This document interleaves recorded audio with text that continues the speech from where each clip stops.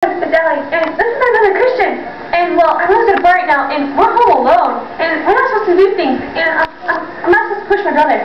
I'm not supposed not to ride this horse, but I'm gonna do it anyways.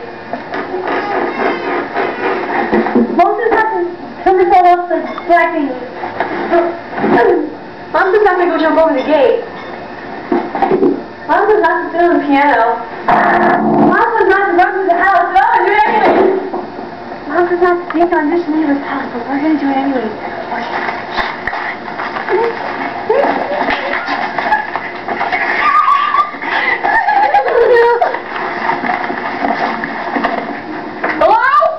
Mom says not to run in circles in the middle of the street.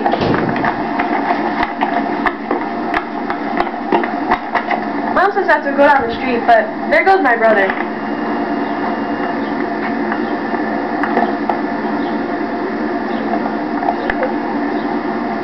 Yeah.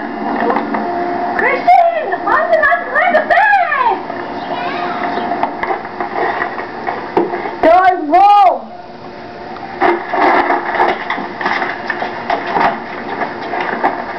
Are you guys good today?